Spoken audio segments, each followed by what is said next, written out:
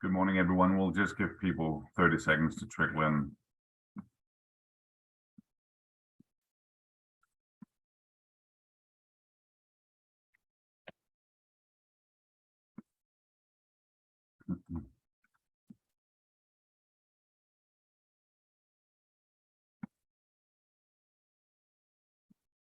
All right, good. I will kick us off. Good morning, everyone. Thank you so much for being here. I'm Rasmus Linderup. I'm the Assistant Vice Provost for Academic Alliances at Arizona State University. And I am delighted to welcome you to our keynote address as part of this year's celebration of National Transfer Week, for which we have chosen our theme, Building Bridges to the Future, Connecting Innovation and Transfer Education. Part of building those bridges to the future is really making sure that we build bridges today with all of our community college partners across the state of Arizona and across the nation. And importantly, it includes working with many community colleges in rural locations like Arizona Western College. And that's why we've invited Dr. Daniel Corr, president of AWC, to present on a topic which is top of mind for many of us, which is education and innovation in rural communities, bringing education to students for economic development. And really, economic development of our respective regions and communities is such a crucial outcome as we consider all of the activities we do on a day-to-day basis together to address and reduce the national credit mobility problem. And when we support rural communities, we reach more first-generation students, more minoritized students, and more students from disadvantaged economic backgrounds. And we do our part to providing equitable educational opportunities for learners in search of upward economic mobility. I don't think there's ever been a more critical time to focus on practices that enable equitable outcomes for students as they pursue their learning journey. At ASU, we take our charter very seriously to measure ourselves not by whom we exclude, but by whom we include and how they succeed. Our connection with you, our community college partners, is critical in achieving this mission, and we value the collaboration with each and every one of you. Now, the last decade has seen significant upheaval in higher education. Students are increasingly moving between institutions and are demanding increasingly higher levels of flexibility and agency over their own journey. The pandemic has illustrated painfully clearly how the demand for our services is shifting. Meanwhile, there's been an increasing insistence on higher education actually achieving equitable outcomes for learners, not simply providing access to more students. Reaching this objective will have direct implications for economic development, and especially in rural communities. With that preamble, I'm delighted to introduce you to Dr. Corr. He began his tenure as the 9th president of Arizona Western College in July of 2016. During his tenure, he's been committed to building on the successes achieved by AWC and extending the reach of the college to serve as an active member of the many communities it serves. He's focused his efforts on facilitating student success, increasing access and enrollment to higher education in Yuma, executing the newly adopted strategic plan of the college, and fostering a climate of innovation, collaboration, and stewardship. I know Dr. Corr to always placing an emphasis on establishing and maintaining partnerships. In fact, during his tenure, he brought all 3 of our state universities to his campus to offer bachelor's degrees. And we've seen graduates with ASU degrees already from AWC while remaining in Yuma. Prior to assuming the role of president of AWC, Dr. Corr held a variety of instructional and administrative positions at different community colleges in Arizona and Illinois, and he has over 30 years of experience at the community college level. In addition, he serves on a number of local, state, and national boards, but his greatest passion is for AWC's students and their success. And his unrelenting focus on student success and community partnerships is why we asked Dr. Corr to be our keynote speaker for National Transfer Week, and AWC being a valued partner of Arizona State University. So with all of that, I will turn it over to Dr. Corr. Please take it away. Thank you so much, Rasmus, for that amazing introduction and kind of setting up of what we're doing here today. I'm so pleased to be able to join you here today on Arizona Western College. So proud of our partnership with Arizona State University. I think the best place to start, as we try to do with all our conversations here at the college, is with a conversation about our mission. And quite simply, Arizona Western College's mission is to transform lives through education and partnerships to create thriving communities. Really, folks, that is what it's all about. And you'll see this mission and aspects of this mission interwoven through my presentation today. Also want to take a little time to take a look at our vision.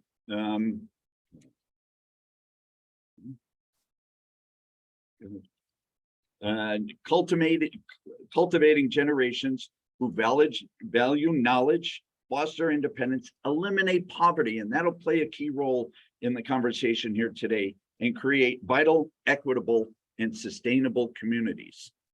So how does all this fit in with transfer? How does this fit in with economic development? What are the connections? The best place to start with that has to do with our BHAG, our big, hairy, audacious goal of doubling baccalaureate attainment by 2035. So a couple of things. Why is that so audacious? Well, for one, doubling anything in such a short period of time is a pretty audacious goal. And the fact that Arizona Western College does not offer baccalaureate degrees. We certainly know that the legislature allowed Arizona community colleges a couple of years ago to do just that. But AWC has no interest in offering baccalaureate degrees. That's not our intent. We want to partner with our university partners to achieve this audacious goal. Just to give you some context though, when Arizona Western College plays the catalyst role in doubling baccalaureate attainment in Yuma and La Paz County, we will still be only at the state average, which is a little bit below the national average, which tells you a little bit about our region. There is a lot of work to be done here. Let me tell you a little bit about Arizona Western College. 71% of our students are Latino. We believe the highest percentage of any institution of higher education in the state of Arizona. 72% of our students are first generation. Just think about that. When you talk about creating thriving communities and transforming lives that are referenced in our mission statement, 72% of our students first gen. 81% of our students attend part-time. And the Pell Grant statistics there are simply to show you, to give you the sense that our students, Arizona Western College's students, are profoundly impacted by poverty, as is this entire region. A very high percentage of our students are fully Pell eligible. And again, many profoundly impacted by poverty. These are kind of just snapshots of our student population, but they don't define our students. I believe that next stat defines our students. Arizona Western College very tops in the state of Arizona for the number of students who earn a baccalaureate degree after transferring percentage-wise from AWC. Couple of other really quick stats about our students. Last year, coming out of a worldwide pandemic, Arizona Western College hit the Triple Crown. Let me tell you what I mean by that. We graduated, we awarded more credentials than we have ever done in our 59-year history. More of our students transferred to one of our university partners than ever in our 59-year history.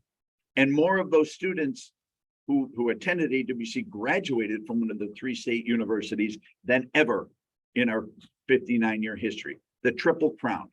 We awarded credentials, we transferred students, and students that attended here graduated from a university.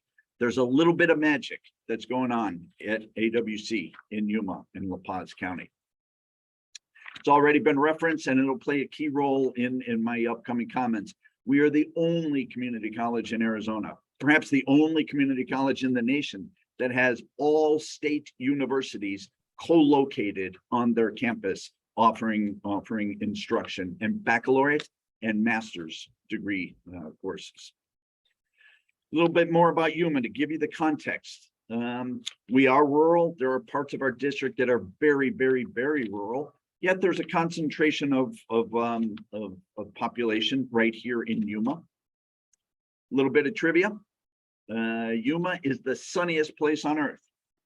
Go ahead, Google it. Go ahead and Google it. Sunniest place on earth. The sun always shines in Yuma. We are also dominated by agriculture. It is a multi-billion-dollar industry. This winter, when you enjoy a delicious salad, that lettuce came from Yuma and Imperial County, right here in this region. AWC has about 11,000 students spread over a really huge geographic area. As I've referenced, there are high rates of both poverty and unemployment, particularly seasonally unemployment. Right now, as we enter into the fall and winter, there's a lot of agricultural activity going on, and unemployment drops. During the summer, we have extraordinarily high rates of unemployment here in Yuma County, sometimes upwards of 25 to 30% unemployment. So we have an economy that's very much dominated by agriculture. We are proud of our agricultural heritage, but we need to diversify an economy to make sure that there are other industries represented. So we are not so bound by the cyclical nature of the agriculture economy here in Yuma. So what's our approach been? How did we get the Triple Crown? How are we collaborating with our university partners and so prominent with Arizona State University? Well, it starts with our K-12 partners. As I mentioned, 72% of our students first generation. That means there needs to be a different mindset associated with creating a college-going culture. Simply setting up a table, Arizona Western College table in a local high school, and expecting students, first-gen students, to come over, seek information about the college, to fill out the FAFSA on their own and enroll at the college. Many students do it, but that's not going to be a winning strategy with a first-gen student. We want to make sure that they know they are capable of completing college. They are welcome in college. College is in fact for them. Again, 72% are first gen. They don't see that pathway. They don't see that at home or in their community. So what we did, we have taken a very assertive approach in partnering with our K-12 partners, our high school partners. We dropped the cost of dual enrollment to $25 a credit hour. We also, and that's for dual enrollment and concurrent enrollment. Anyone still enrolled in high school can take courses here at the college for $25 a credit hour. If that proves to be a financial burden, we will scholarship that student. When we did this 4 short years ago, approximately 6% of our population was enrolled in high school. Today, it's 17.5%. We have almost tripled the number of students under the age of 18 enrolled at Arizona Western College, sometimes in the high school, and other times they come here for concurrent enrollment. We have awarded almost a little over 45,000 credit hours to students under the age of 18 in the last couple of years. This equates to almost 1,500 associate degrees. We are creating that college-going culture starting in the high school. We want everyone to walk out of the high school with credit, with college credit, with the understanding that they are moving on to an institution of higher ed. Many move on to AWC. Some go directly to our amazing state university partners. There's a little bit of magic that's going on with that approach. As referenced, really proud of the fact that we have all 3 state universities right here on our campus. And let me focus for a little bit on this amazing partnership with Arizona State University. We're so proud to be the first community college in the nation to have an ASU local on our campus. For those of you not familiar with ASU local, amazingly innovative approach to increasing access to students. The first started in Los Angeles a couple of years ago. The second was in Washington, D.C. The third, right here on Arizona Western College's campus in Yuma. Los Angeles, Washington, D.C., Yuma, Arizona. So proud to say that we are now the largest ASU local. We are expanding very quickly. And here's the model. It says to students who want to or need to stay in Yuma that they can enroll in over 100 plus degree options. They can study from a distance, but they still gather on our campus in an ASU branded space where there is tremendous support and guidance, and there's a sense of community and a sense of belonging that is instilled in these students. We started less than a year ago. January of this year, the first cohort was enrolled. I believe there were 10 students. This semester, that number tripled, and it's expected to double again for the spring. Already, we're looking for additional space on campus to accommodate the growing ASU local phenomena, really, right here in Yuma. And why is this so important? It's the 100 plus degrees available. This will allow us to diversify our economy. As you'll see with our other university partners, and I'm really proud of those partnerships, they tend to be program specific, where there will be a handful of degree options from each of our other university partners offered. ASU Local allows access to over 100 degree options right here in Yuma, fulfilling a number of different industry needs. Really proud of this dynamic, innovative, and growing partnership. We've had NAU on our campus for over 30 years. They have 12 degrees offered face-to-face, including some master's degree programming. We just secured $5 million from the Arizona State Legislature to expand the footprint of NAU right here on our campus, including the addition of a mechanical engineering program. Local business and industry has been clamoring for mechanical engineers, and we're now going to be able to deliver on that request in our partnership with NAU. So again, meeting an industry need so that we can grow and diversify our local economy. I reference agriculture, right? And you think of the amazing University of Arizona and their long and rich history as a land-grant university in meeting the agricultural needs educationally here in Yuma. We're so proud that we have a land lab. We share a farm, if you will, with the University of Arizona. We've partnered in a number of STEM related fields with the Wildcats, and just really looking forward to expanding that partnership also. So it's all about creating that college going culture, and it's also about creating that transfer culture, right? So we want to make sure that our students each step of the way are supported. We have a dedicated team. We have a dedicated transfer office with a team of amazingly talented personnel who guide our students on a path to one of our 3 state universities. And here's the key. We want very early integration with our university partners, right? We want, just as we integrated with the high schools, to blur that line between high school and community college. With our university partners, we too look to blur that line. We want students on our campus as freshmen and sophomore thinking of themselves on a university path, thinking of themselves as Sun Devils or Wildcats or Lumberjacks. We want them thinking that their ultimate goal is not a collection of credits, but in fact, the earning of a baccalaureate degree. So much so that we are engaged in the process of sending out acceptance letters, if you will, to high school juniors and seniors, letting them know that they are on track to be accepted into AWC and or a university partner. Again, planting that seed among these first generation students that college is for them, and a baccalaureate degree, although not attained by anyone in their family previously, is very much within their reach. And it can be done right here in Yuma, or if they choose, and in Flagstaff or Tempe or Tucson.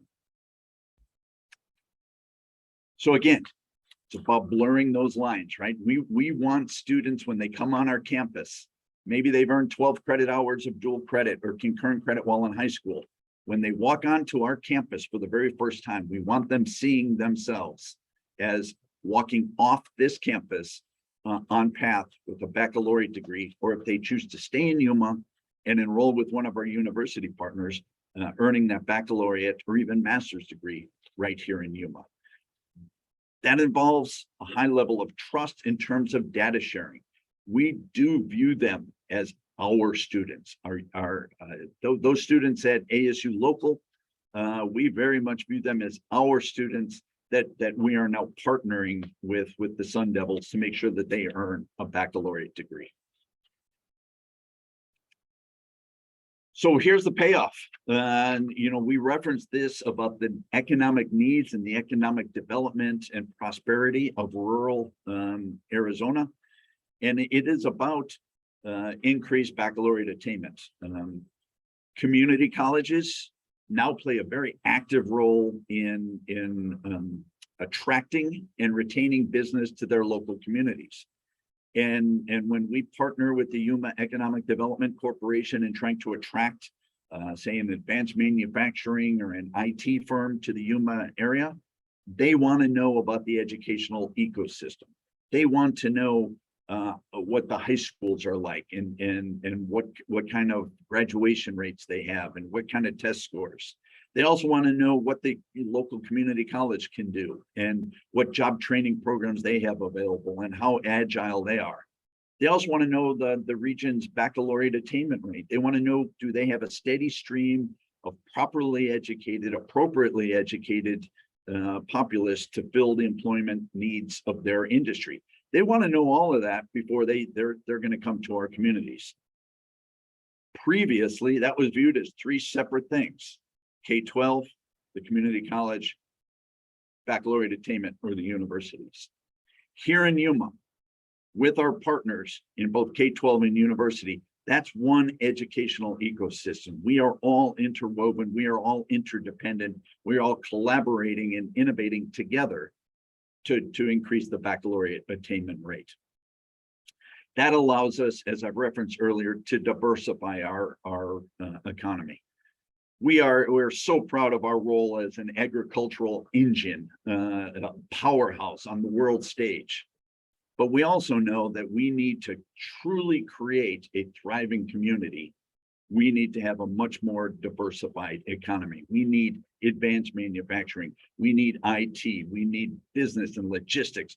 Our location, just minutes from the Mexican border, just across the river from California and the ports of Long Beach. This should be a logistical transportation center, but we need highly trained individuals to create the economy that we all want.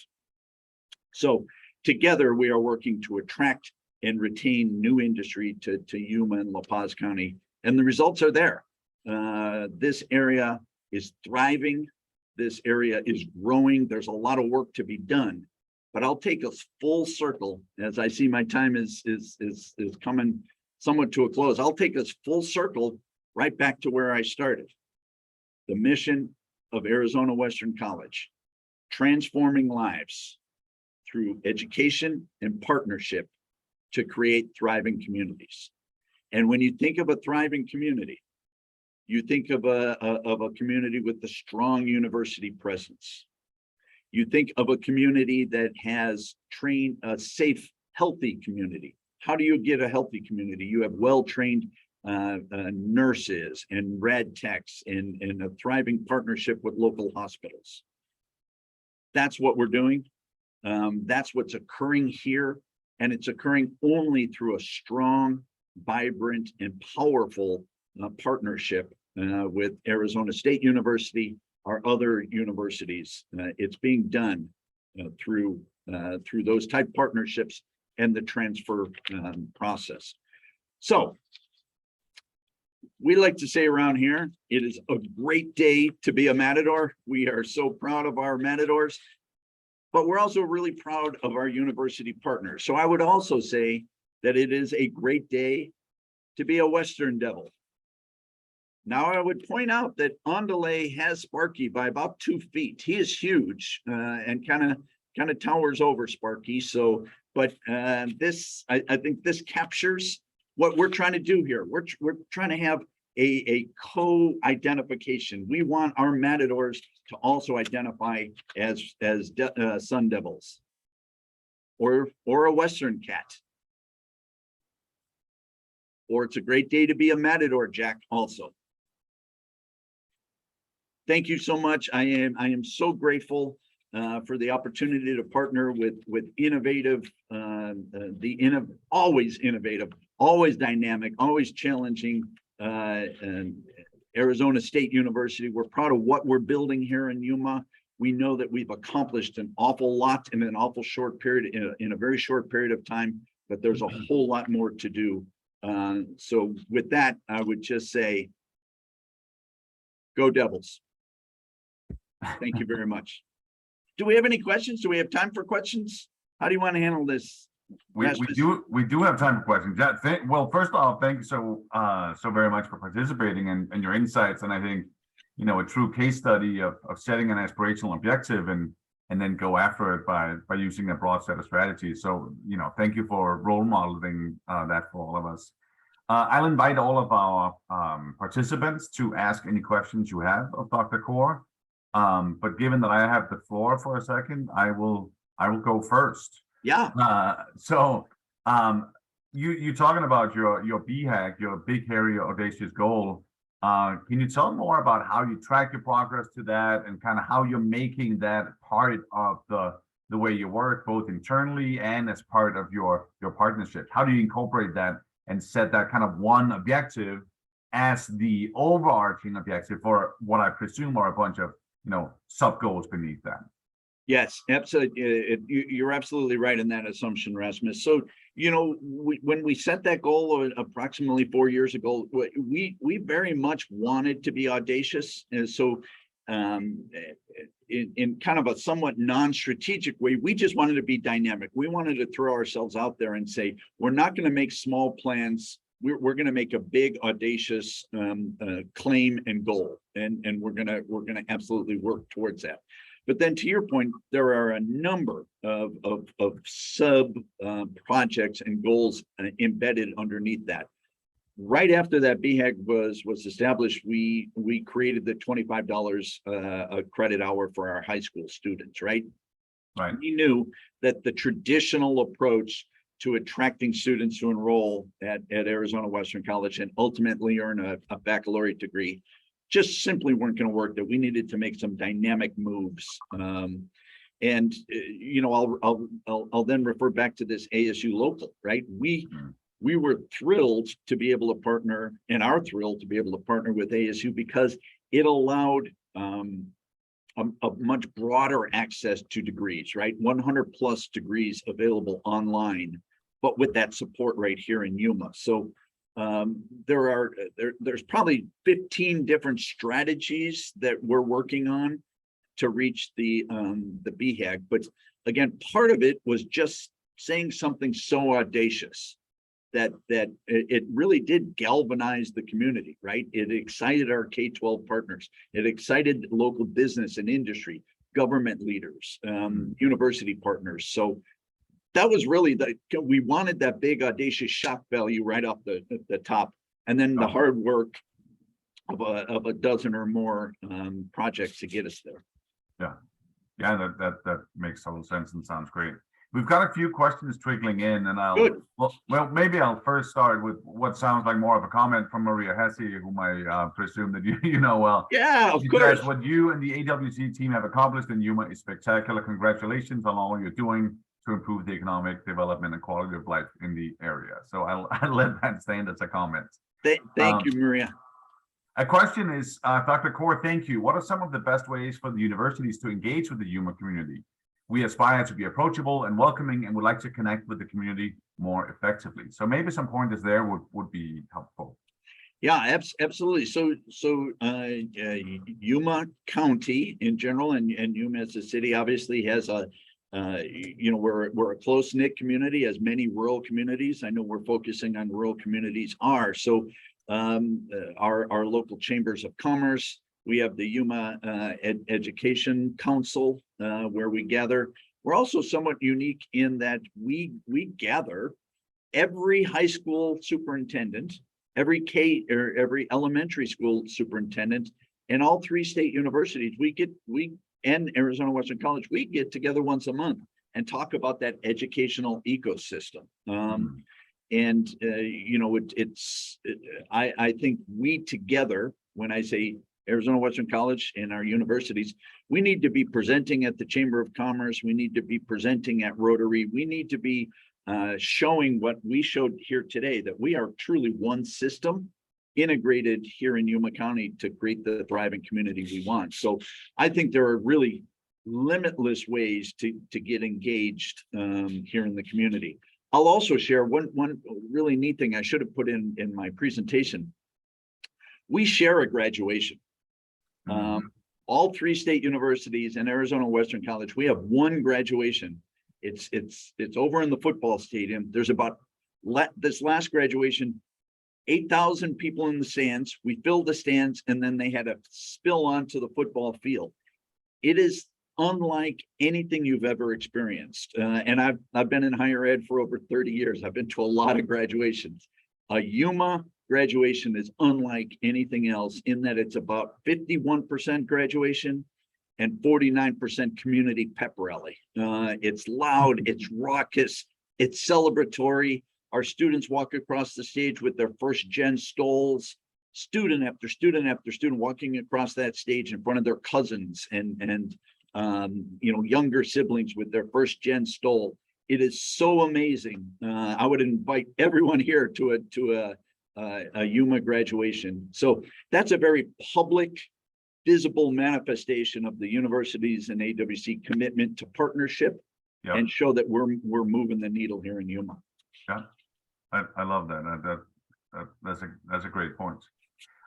Let's see a couple more kind of detailed questions, which I'm sure you'll entertain around transfer and supports and so on. So I'll go into some of those. So first one is, what does your transfer office handle for students? And maybe a broader question is like, how does your transfer office work? And what are some of the services students can access there?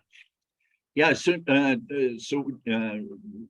Marta Cordova runs our transfer office. She is she's just amazing. So basically, it's her role to interface with our university partners, make sure we know if their degree requirements have changed any, if there are any new programs coming in.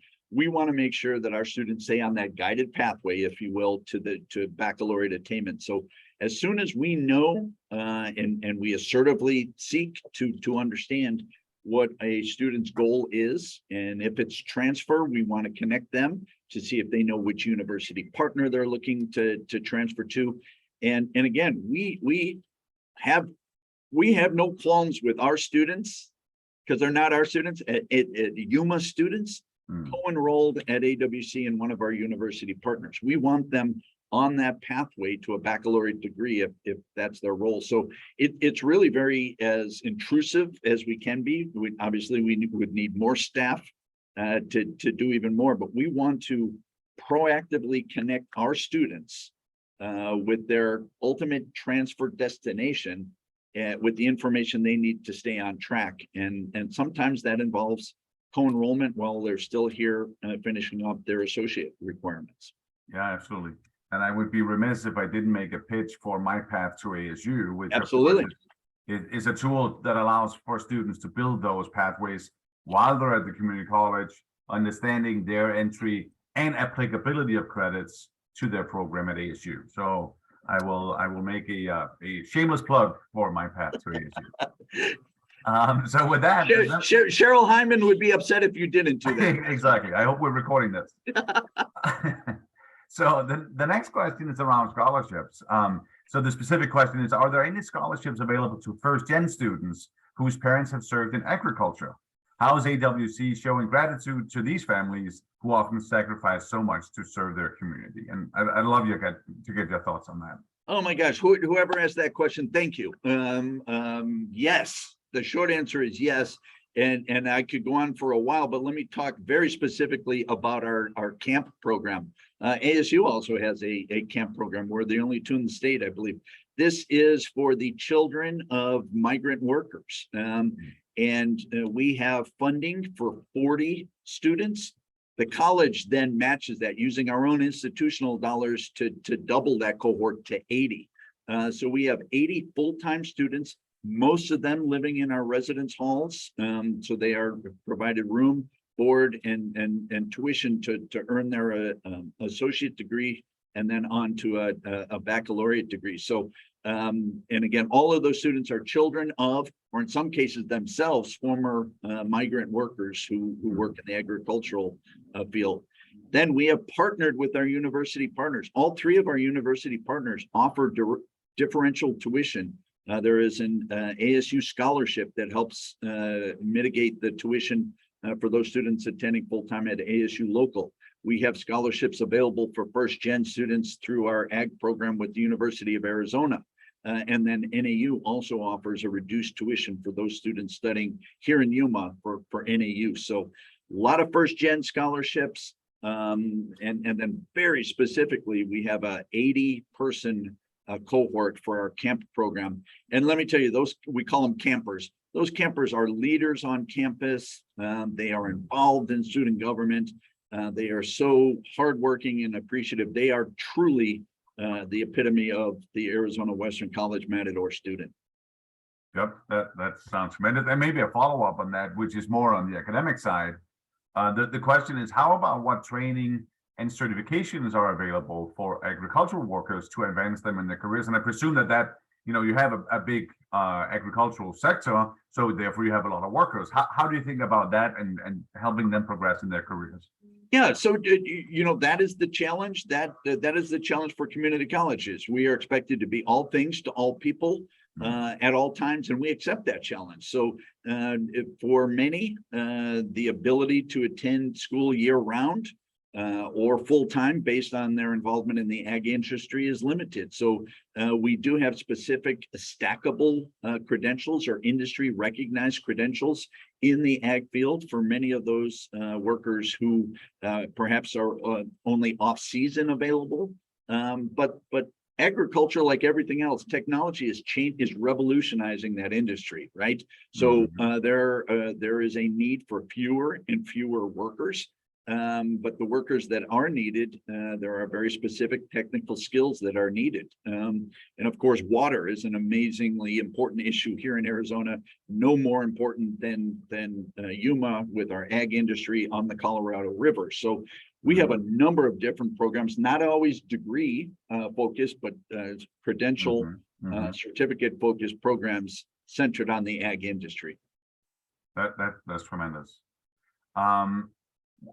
So changing gears a little bit and probably back to the question on transfer and credit mobility. The question here is, what initiatives have been put in place for student success in keeping first-year students on track and motivated to transfer into ASU, NAU, U of A, or other four-year institutions? And I think that's a really, part of it is students coming into community college may not know exactly what they want to do. They may not have a good idea of what their options even are.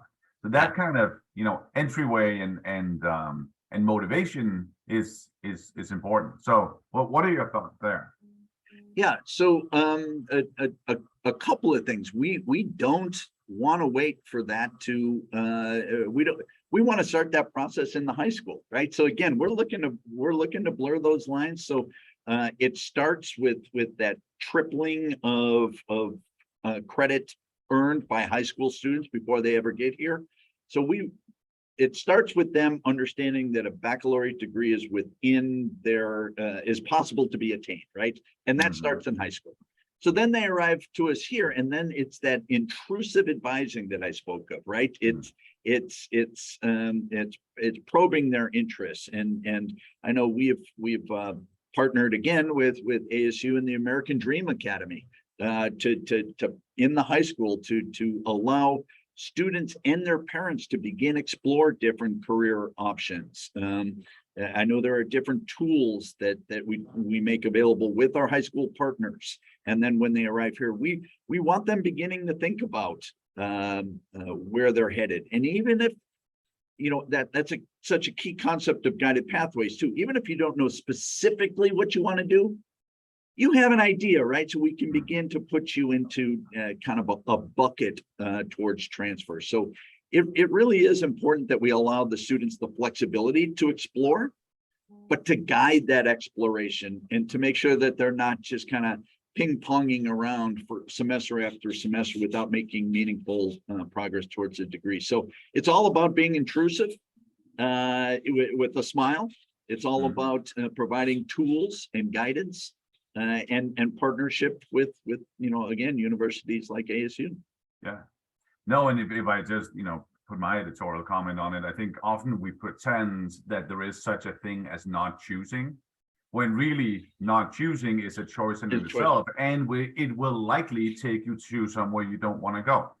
So helping students actually make a choice, even if they later want to reconsider, is more important than pretending that that a non-choice exists. So that would be my editorial comment on that. I welcome any other questions as I move into the last couple here. So if anybody out there has any burning questions for Dr. Corr, please put them in the Q&A. This question is more around ESL. So does AWC have affordable ESL programs for community members to participate in? And maybe it's a broader question around access for community members, credit versus non-credit, and maybe get your thoughts on what that looks like as AWC as a community member, and what kind of role the college can play.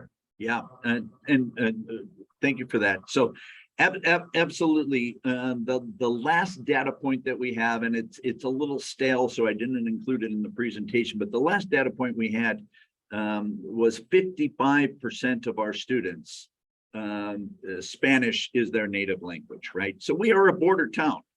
So absolutely, the Spanish is prevalent in our communities, and we celebrate that bilingualism.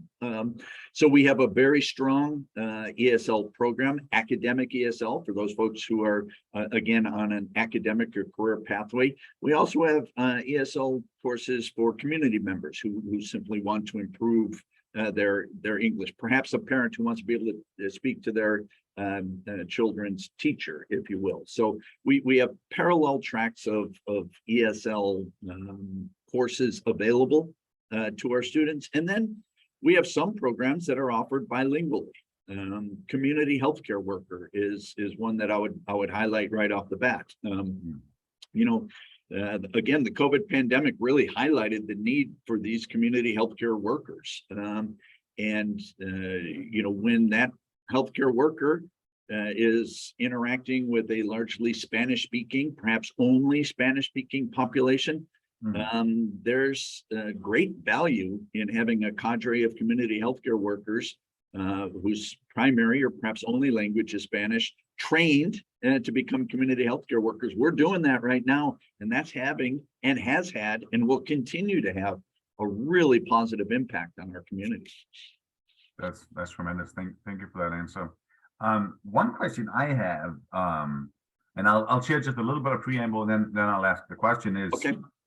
As I think about how we, and by we I mean higher education total, not 2 years, not 4 years, but the whole system, how we support students, I think technology has to play a huge role. And the reason I say technology has to play a huge role is because we can't scale up the number of people that will be required for students to navigate the complexity that is higher education. So technology is a key part of our strategy. How do you, but of course, in rural communities, access to technology, and in poor communities, access to technology is really difficult. So this, required set of technologies that are needed to navigate, yet real tangible barriers to getting there in terms of internet or access to devices. What does that look like? How do you see the role of technology in transforming higher education while having real constraints on that implementation? Yeah, a very timely question, obviously, right? And so there's, like with most very complex problems, there's a very nuanced answer to it, many multiple prongs. So I spoke of our critical role in attracting and retaining businesses here to Yuma. boy, 6 months ago, we were contacted by the governor's office. Could we support the potential arrival of a fiber optics company that would then transform this community by providing high-speed fiber optic internet to this community? But they needed to hire and train about 200 installers to get this done. Well, Arizona Western College and the agility that we're proud of, we responded to that. And now Allo is in this community laying high-speed fiber internet with about 200 trained folks that have gone through a very truncated, very specific training program created, created, and implemented by Arizona Western College. So that lays the groundwork of infrastructure. Yep. And yes, in order to ramp up the needs, in order to reach that BHAG, that doubling of a baccalaureate attainment, boy, technology must play a role, right? And that means we need to have folks comfortable with technology. We need to have the fiber optic infrastructure, and then we have to have the devices needed. We saw during the pandemic so many of our students without internet at home, or one laptop that mom was using for work, the 3 siblings were using for high school and K-12. And so we deployed over 2,000 laptops and put them in the hands of our students. It's no different than a textbook now, right? Or what the textbook used to be. That piece of technology must be made available. We need to eliminate that digital divide. And then there's the human approach, right? Technology alone won't do it. That's why I say it's nuance, right? That's why I'm so proud of this partnership with ASU Local, because it has a very high touch approach to it, right? Those students have a sense of community and support. They're not sitting out alone trying to earn a degree from a distance. They're together as a cohort with support and community earning a degree from a distance. So a lot of different pieces, the infrastructure, the equipment, the comfort with technology, and then that human element, which will never be replaced. Yeah, no, I 100% echo what you just said. Thank you so much. That was the last question. We'll wrap up maybe a minute early, but I just want to re-emphasize the importance of community colleges, the importance of partnerships, and the importance of building bridges across the 2-year space and the 4-year space to serve students where they need to go. And I think your presentation was inspirational and aspirational, and I really appreciate your time and your insights. So thank you very much. I'm sure the rest of the crew will clap in their respective Zoom rooms. So thank you so much, and thank you for your participation. Rasmus, it really was my pleasure, and I'm so grateful for the opportunity to be part of the celebration of National Transfer Week and all the dynamic and innovative things that ASU is doing. Just really honored to be a part of it. Excellent. Thank you very much, and have a wonderful day. All right. Be well, everyone.